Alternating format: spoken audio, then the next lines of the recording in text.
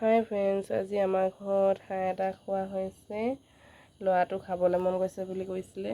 এইটো হাঁহ মাংস ৱেট আছে আকৌ দেই, 1.5 কেজিলৈ অকণমান কম হ'ব লাগে, মুঠতে 1 কেজিৰ ওপৰত আছে। এইফালে আলু কাটি থৈছে, এইফালে পিঁয়াজ কাটি থৈছে, ধান জলকীয়া কেইটামান দি দিব লাগিব লগত। দমদমাই জুই জ্বলাই দিছে হাঁহ মাংস বনাবলৈ। এইটো কেৰাহী পাতি দিলে। হাঁহ মাংসত এইটো তেল দিয়া হ'ব দেই, ইঞ্জিন তেল দিলে ভাল লাগে খাই। এতিয়া কেৰাহীখন গৰম কৰি থৈছে, দিব তেল দি আছে দেই ৰাইজ।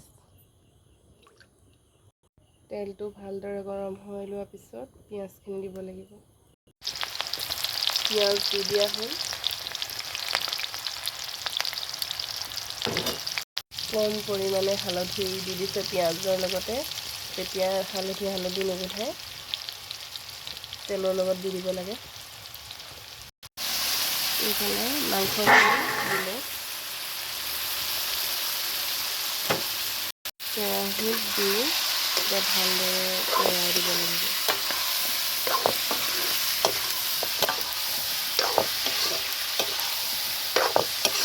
ভালদৰে লৰাই দি অলপ সময় সিজিবলৈ ঢাকনখন মাৰি দিব লাগিব। এইফালে নিমখ দি থকা হৈছে।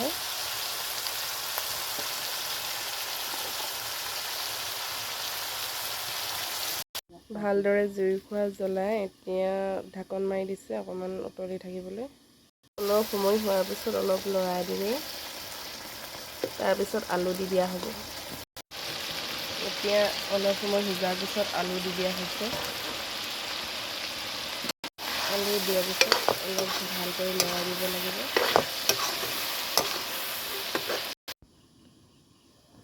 ধনিয়া 3 বিধ দিয়া হৈছে মছলা। এইফালে ধনিয়া, এইফালে জিৰা, এইফালে মাংসত দিয়া মছলা। মাংসত দিয়া মছলাটো অলপ দি দিছে। সৰু ল'ৰাটোৱে খাব যে আমাৰ, সেইকাৰণে মাংসত দিয়া মছলাটো দিছে।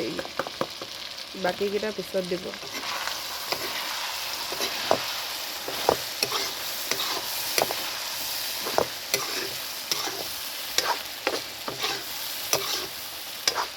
ল'ৰাটোক খুৱাই লৈছে অলপ, সৰু ল'ৰা যে সোনকালে শুই যাব, সেইকাৰণে।